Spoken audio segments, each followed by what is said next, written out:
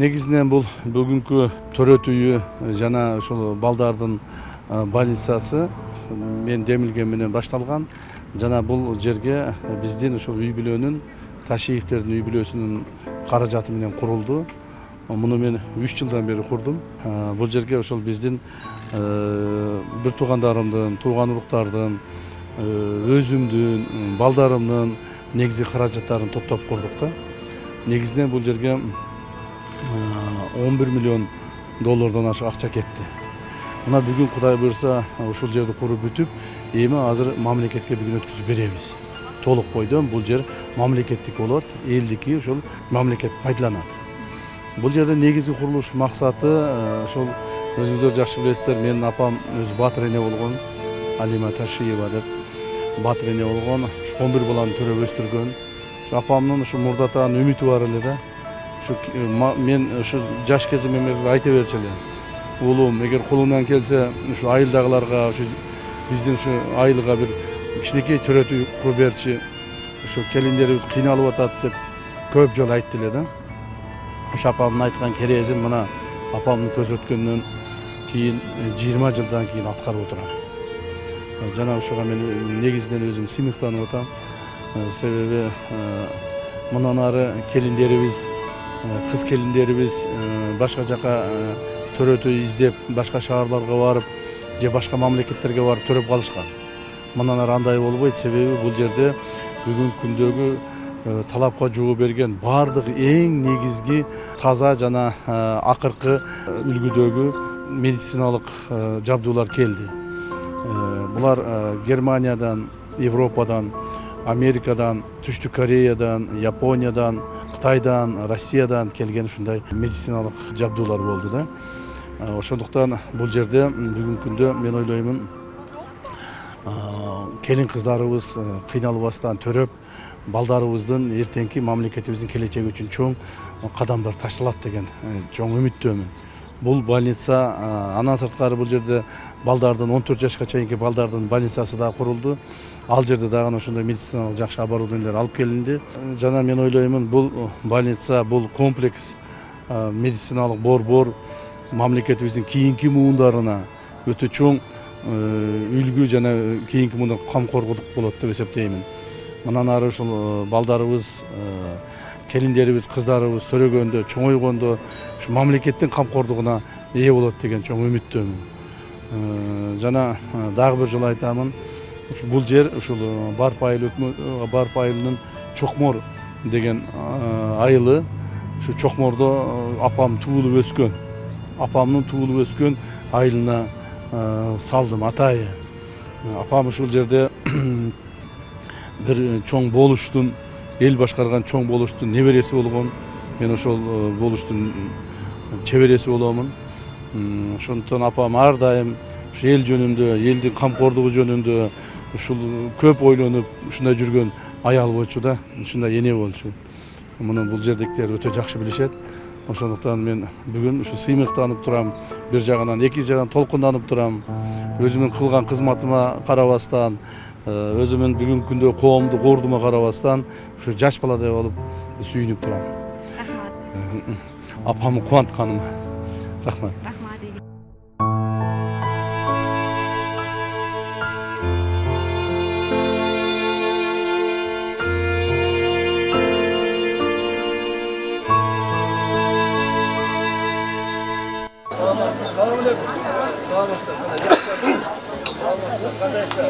Kandaysa batırında jaksa apamın ortaktары.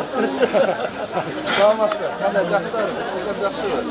Salamat, jakşlar. Aday keldim çilekte. Salamat, jakşı rahmat. Salamatlar, jakşlar. Kızlar, salamatlar.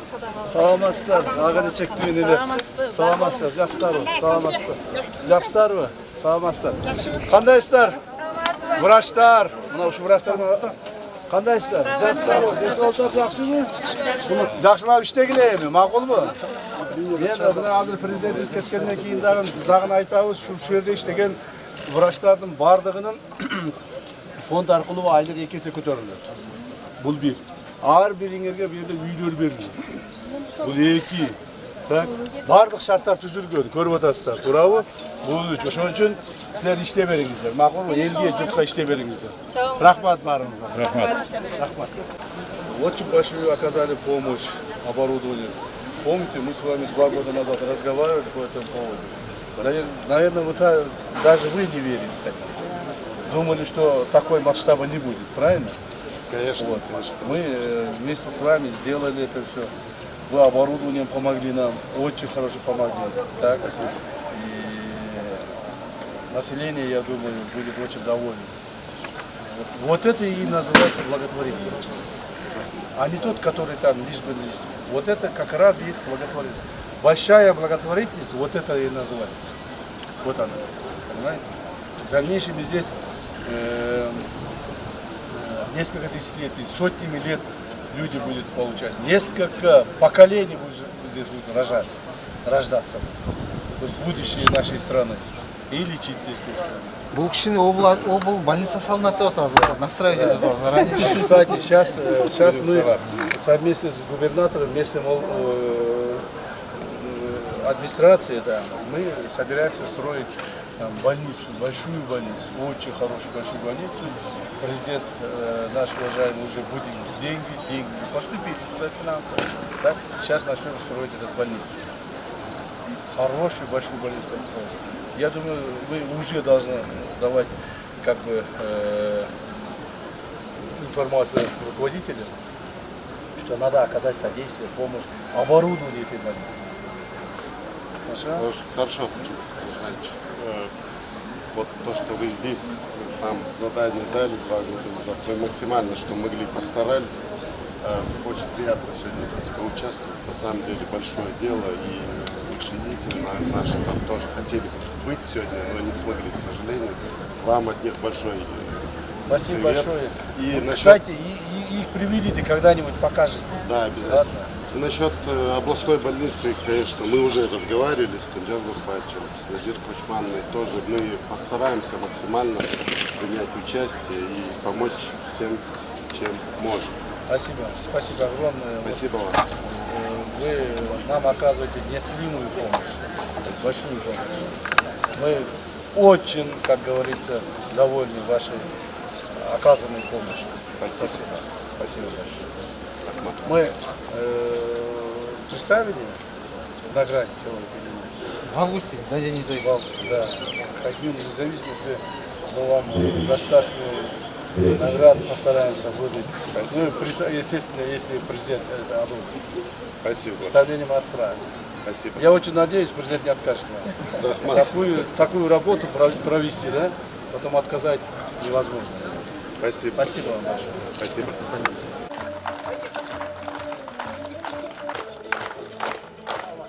Birinci sözді Қырғыз Республикасының президенті Урматтуу Садыр Нуркожоевич Жапаровға береді. Саламатсыздарбы, Сузак районунун урматтуу тургундары, кымбаттуу барпылык туугандар, иш чаранын ардактуу катышуучулары. Эң алды баарыңыздарды өзгөчө жалпы дарыгерлерди саламаттык сактоо мекемесинин эне жана баланы коргоо борбору, ошондой эле балдар ооруканасынын ачылышы менен чын дилимден куттуктаймын.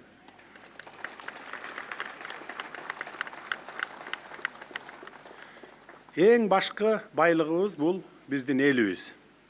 Мына ошол эли журтубуздун саламаттыгына, айрыкча энелер менен жаңы төрөлгөн ымыркайларыбыздын ден соолугуна кам көрө турган мындай шифаканалардын ачылышы баарыбызды кубандырып жатса керек. Кубанычыңыздар кут болсун, жаңы ачылган төрөтканабыз улутубуздун саламаттыгына кам көргөн, калкыбыздын көбөйүшүнө салым кошкон, куттуу, берекелүү жай болсун. Урматтуу агайын туугандар, төрөт үйү бул жараткандын амири менен жарык дүйнөгө дагы бир жаңы адамдын келишин жар салган, ата эне болуу кубанычын тартуулаган, ар бир төрөлгөн ымыркай менен бирге өлкө келечегине үмүт, ишеним жана жоопкерчилик сезимдерди арткан аруу жай. Жогоруда белгилегенимдей, биздин башкы байлыгыбыз бул биздин жарандарыбыз. Биз эл журтубуздун саны артсын, өнүгүп өсүп өркүндөсүн десек, дал ушул төрөт жайларынан аларды жетиштүү деңгээлде камсыздоодон, наристелердин аман эсен, сак саламатта төрөлүшүнө шарт түзүүдөн башташыбыз абзел. Акыркы жылдары өлкөбүздүн медицина тармагын жакшыртуу аракетибиздин алкагында мына ушундай заманбап ооруканалардын курулушуна өзгөчө маани берип келүүдөбүз. Бул объектилердин курулушуна жергиликтүү бийлик 3 гектар жер аянтын бөлүп берип, 2023 жылы март айында пайдубалы түптөлүп баштаган. Мында 75 орунду төрөт бөлүмү жана 75 орунду балдар ооруканасын курууга 570 миллион сом акча каражаты сарпталган. Ачык айтып коюшубуз керек, бул иште колу ачык, жоомарт мекендештерибиздин дагы үлүшү бар. Мен ушул жерден баса белгилеп айта кетпесем болбос. Урматтуу кыргызстандыктар, мурда биздин чиновниктер дейбизби, бизнесмендер дейбизби, айтор Кыргызстандан тапкан акчаларын чет жакка чыгарып кетишип, ошол жакта бизнес ачып, завод фабрикаларды салып, ошол жактарга заңгыраган имараттарды куруп, бүгүн дагы ошол бизнестерин көзөмөлдөп Кыргызстанга келе албай жүргөндөрдү баарыбыз билебиз. Мына ошолор сыяктуу болбостон, Ташиевтердин үй бүлөсү өздөрүнүн мунай базасын сатып, анын акчасына мына ушул төрөт үйүн салып, мамлекетке өткөрүп берип жатышат. Бул деген сөз элде болсун, элде болсо бизде болот деген сөз. Мындай кадам башкаларга чоң үлгү болуш керек. Мамлекетибиздин ар тараптан өнүгүшүнө кол сунган Ташиевтердей атуулдарыбызга ар дайым ыраазычылык билдирем, бар болуңуздар.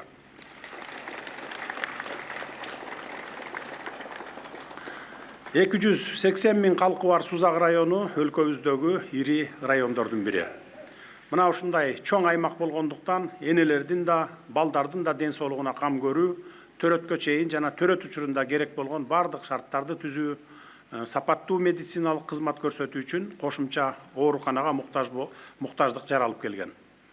Бул боюнча кайрылуу каттарда келип, жолугушууларда өтүнүчтөр дагы айтылып турган болчу.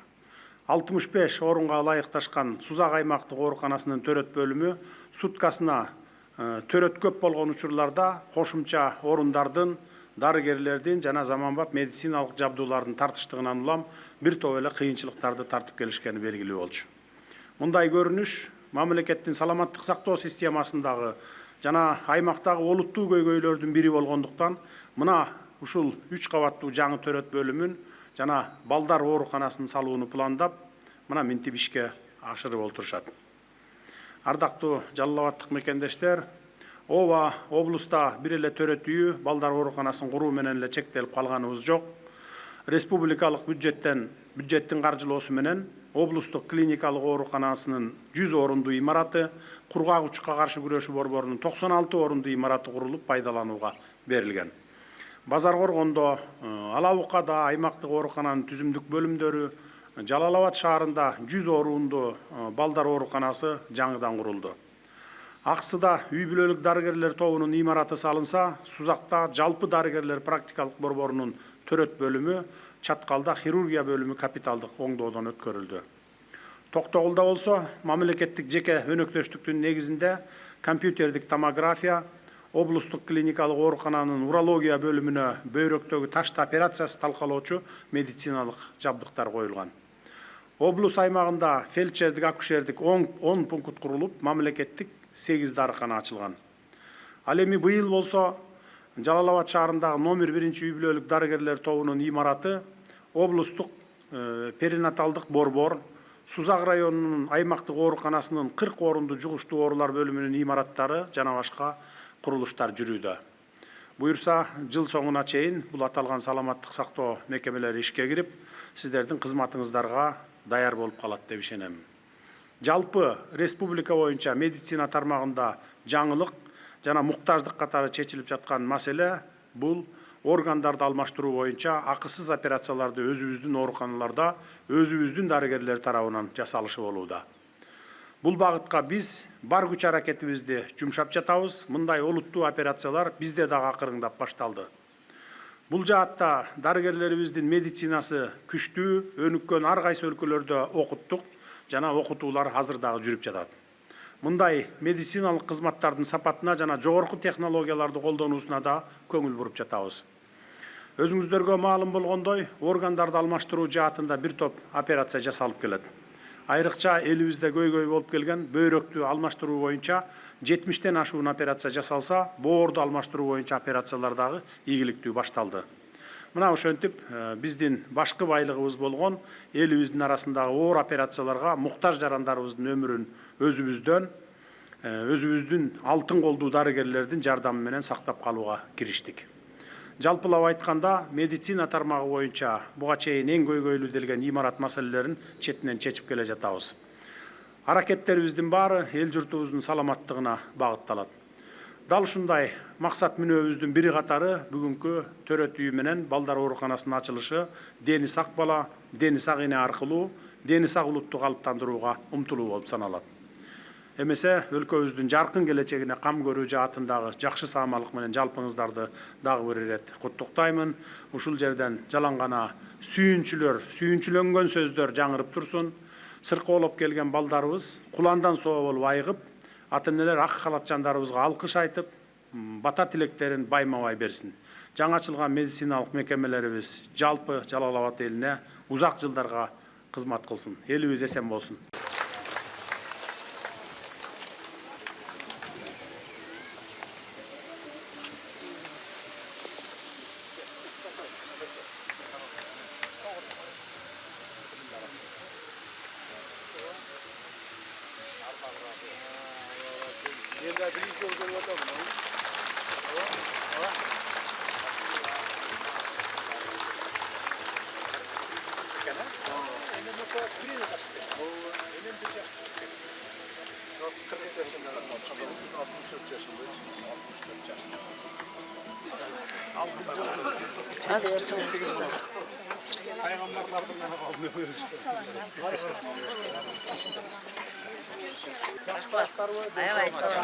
Аябай кубанып атабыз. Рахмат ушунчалык балдарыбыз бар экен, элибиздин чукур эмес экен. Жакшынакай балдарыбыз силерге ийгилик каалайт. Кудайым берекелүү өмүр берсин. İşinlerge rivaj versin. Hiç kam bolmogula. Önü ösüp jüre bergile. Kırgızstan'ı ösün, gül dörsün. Rahmat. Kıç bolgula. Rahmat. Allah razı olsun. Rahmat. Rahmat. Тынчтык болуп турса, стабилдүүлүк болуп турса, мындан Рахмат жайым, кам болмо. Экономика өсө берет, элдин турмушу жакшыра берет деген. Kıç bolgula. Башыңа таштап Mayli, rahmat. Рахмат, жакшы. Rahmat. Бардык шарттар түзүлдүбү, жакшылабы? заманбап аппаратуралар менен камсыздалды.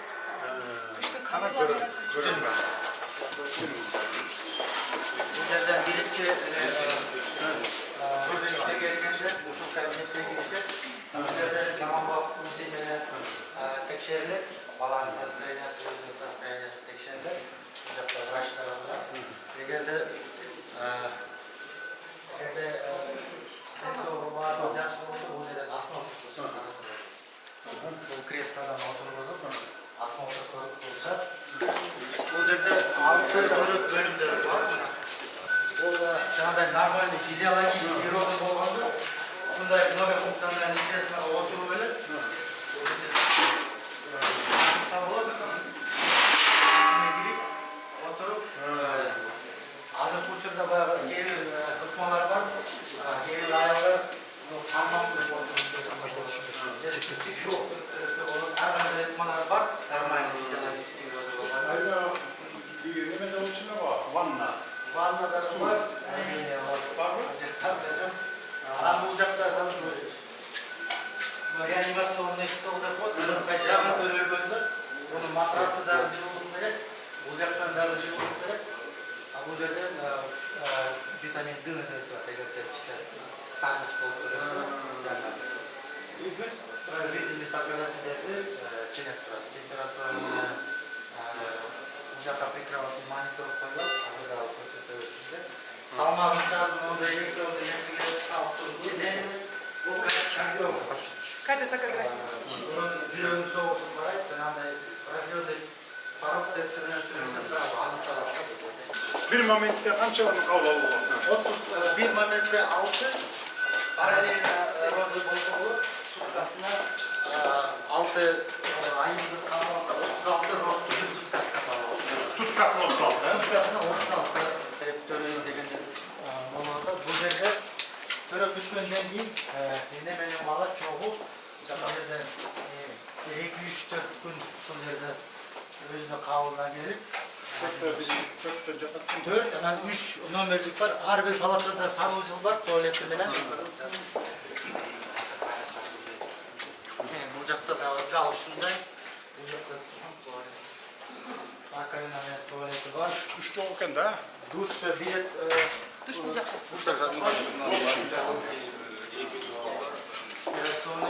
Врачка қолдауды жуу, перчаткаларын кийип, аяқтарын кийип, маскаларын кийип, операционныйдан келишет. Бул айтып кеткендей, бүт органдары жагы бул наркоз бере турган оборудование, дыханиясы трубкалары менен наркоз бергенден кийин иштер болот. Искусственный дыхание менен камсыздоочу оборудование. Бул немецкий ватор, ой, китайский ватор деген оборудование. Бул жерде патологияда атайын система, водяная подготовка болот. Абазды тазалайт и обязательно микробтордон именно ушу операционный полега тап-таза бар дейт. Бул уникалдуу система. Бул болсо bu da unikaldуу жабдуу. Bunu роженицанын 3 тешик кылып туруп ичине лапароскоптор бар, операция жасайт. Дескен. Гинекологический айымдар бар. Аппарат каякта? Бул Германия. Үш жерге алып келіп жатырсыздар. Buradagы мыштайлар эгерде жанагы 2,5 килограмм чейин төлөп калса, мен алышым. Ушул отделение операцияда ушул жерден 2,5 килограммга чейин жерде багылат. Ичинде бүт давлениясы ченей турган аппараттардын иштекендер. Бар подключать етілейді. Сыртынан қарап. Жүрөктүн согушун, кислороддун бүт данныйларды монитор көрсөтөт. Оперативный УЗИ аппарат. Bu da buna передвижной, эгерде керек болгондо, мунун кайдындагы, эненindагы арызыктын заранее состояние, кандай ондан кыймылы, активностьтарын жазылышын.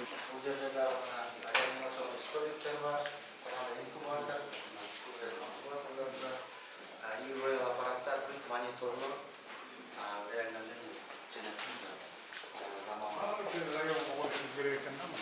Район үшін район. Bunları yaptığı animasyası.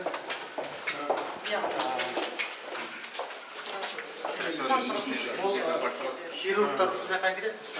Bu yakın radyolog kaçışın işi. Bunlarda tuvaletleri var.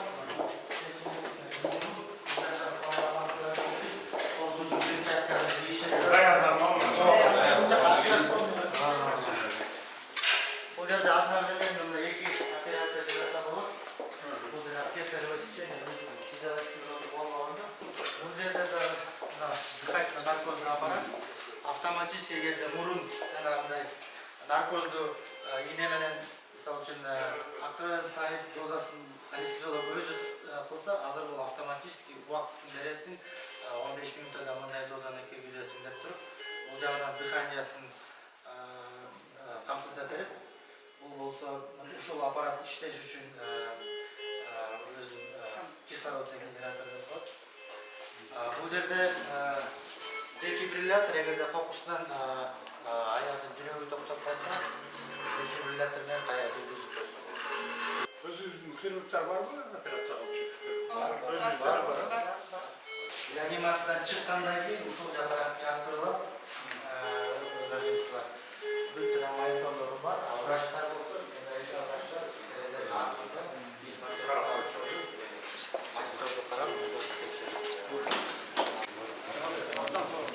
Самый последний модель оборудования. Детской больницы. Буджак детской больницы.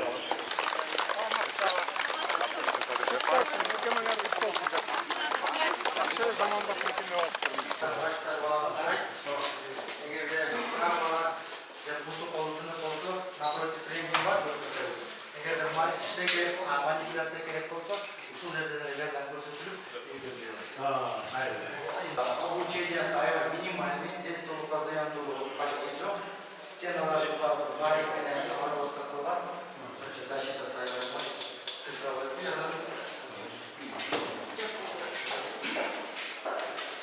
жерден рентген роботтар, мынау принтерден снимок шығады, азыр жаңа пленка емес, қағазда снимать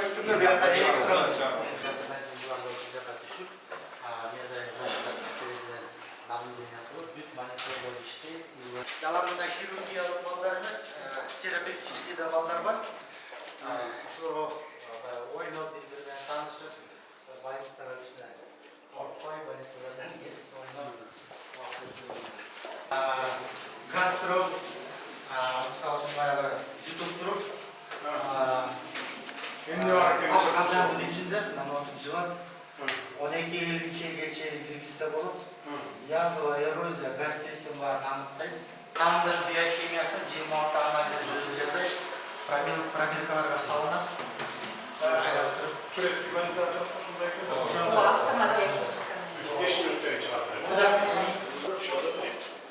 Булар чоң компьютерден 2 көзгө турган. Өкөттөн бирдей, Садыр Нурбажаевич, уруксат бериңиз сизге bir каал айтуу менен 2 мүнөт.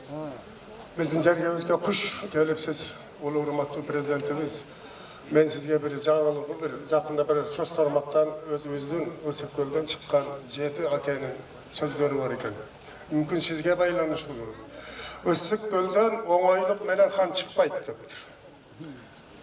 Хан чыкса да жөн чыкпайт. Чачылганды жыйнайт. Бүлүнгөндү бүтөйт, тентегендерди топтойт дептир. Ылайым ушу мен оюм кетти, ушу сиз тууралуу сизге эле назары түшсө керек ошо кадырлардын. Дайым ошо аламдан өткөн кыдыр байкелерге таазим кылуу менен ушу сизге саясий эрк, демиңизге дем, кубатыңызга кубат берсин Алла Таалам. Кыргыз журтчулугун кылымдан кылымга тааныта турган кылып туруп башкара бериңиз. Амин. Алла Тааланын назарында болуңуздар.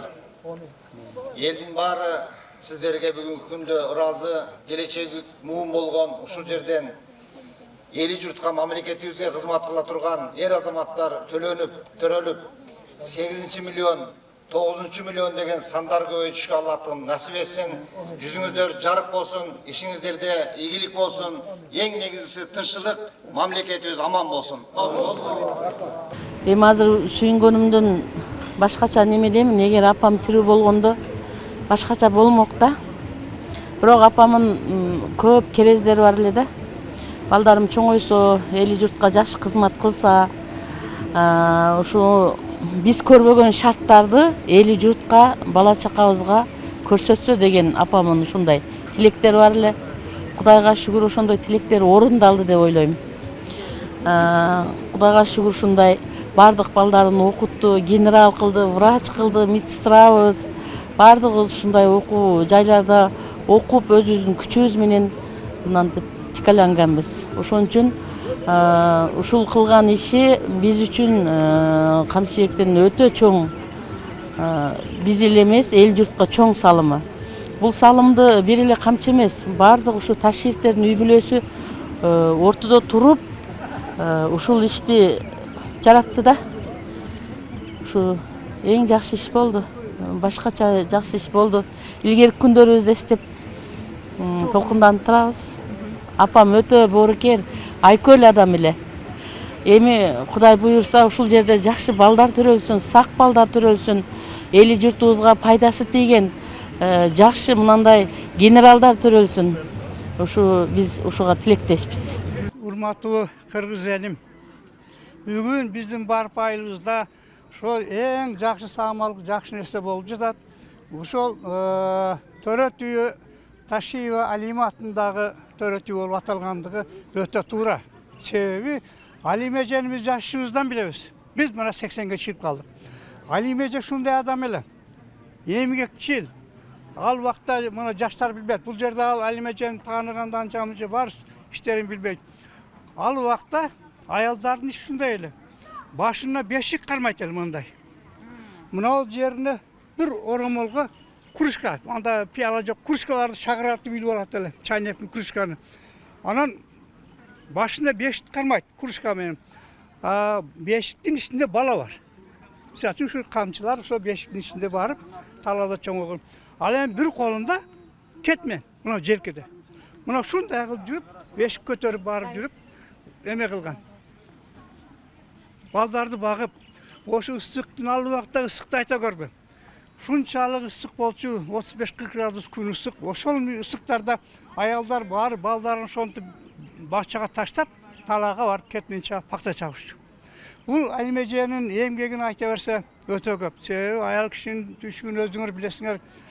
Аялдар үйгө келсе үйдүн жумушу. Ал убакта жашоо бир аз кыйын болчу. Ал балдарга кийим кечесин жууш керек, тамак бериш керек, кечинде кайра жууш керек, тамак ашты, идиш аякты. Ошентип эртең менен кайра жумушка баягы бешикти көтөрүп, кетмендерин алып кетчү. Ушунчалык эмгекчил үй бүлө болгон. Алардын тарбиялаган балдар бардыгы алар пешинеттер тамак менен тамактанышкан. Пешинеттер менен бир нан арам тамак жеген эмес. Бул ошондой эме менен тамактанып, жашап, машул убакка чейин эл үчүн кызмат кылып келе жатат балдары. Биз бул кишилерге аябай ыраазыбыз. Алла ыраазы болсун. Эли журтубузда тынччылык болсун, кыргыз элибиз өнсүн, өссүн. Ушул адамдардын аркасынан ушунчалык гүлдөп, өнүгүп, заманыбыз тынччылыкта жашап атабыз. Баарыбызга ушул заман кут кылсын. Бүгүн урматтуу генералыбыз Камчыбек Кыдыршаевичтин жеке демилгеси менен жана ушул үй бүлөсү менен чогуу жакшы демилгени колго алып, мындан 2 жыл 2 ай мурда ушул жердеги жаткан жерге бүгүн биздин элибиздин талабына, элибиздин жанакы бүгүнкү жардамга муктаж болгондугун эске алуу менен биргеликте заманбап ушул төрөт үйүнү жана балдар ооруканасын куруп берүү демилгеси менен чыгып, мына бүгүнкү күндө курулуш иштери аяктап, урматтуу президентибиздин өзүнүн катышуусу менен бүгүн ачылуу азем болуп өттү. Президентибиз Садыр Нуркожоевичтан ушул мамлекетке берилген оорукананын ачылышы менен куттуктоо сөзүн менен кошо өзүнүн белегин ала келген экен. Бул реамобиль деп коет. Ушул машинаны 2 машинаны ушул ооруканага белек кылды.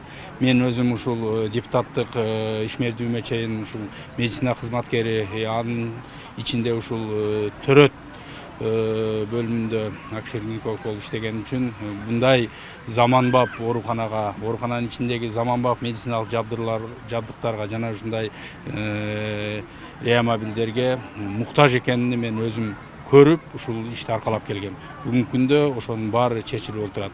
Бул машина жөнүндө айтып кете турган болсок, президентибиздин белегинде бул реамобиль ичи, мындайча айтканда, машинанын ичи бул реанимациялык бөлүм. Реанимациялык бөлүм, мунун ичинде мынакей өзүңүздөргө белгилүү болгондой бүт бар жок кислороддор менен дефибрилляторлор, мониторлор, кислороддун подачалар, бул стол көтөрүлөт. Эгер керек боло турган болсо, оор учурларда биринчи медициналык, биринчи хирургиялык жардамдар көрсөтүлө турган болсо, ошонун баарын ушул жерде машина жүрүп кетип атканда жасаганга мүмкүнчүлүк түзүлгөн бул реанимациялык машина.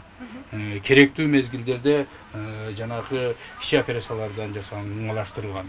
Бул жерде өзүңүздөргө белгилүү болгондой, көпчүлүк учурда биздин калкыбыздагы жана ооруларны оорлоштуруп алганда, ошол эле кош бойлуу биздин аялдарыбыздагы кээде баягы оорун өткөрүп берип, кээде эс үчүн жоготкон мезгилдерде ушул тез жардам машинасын чакырган убактар болот да.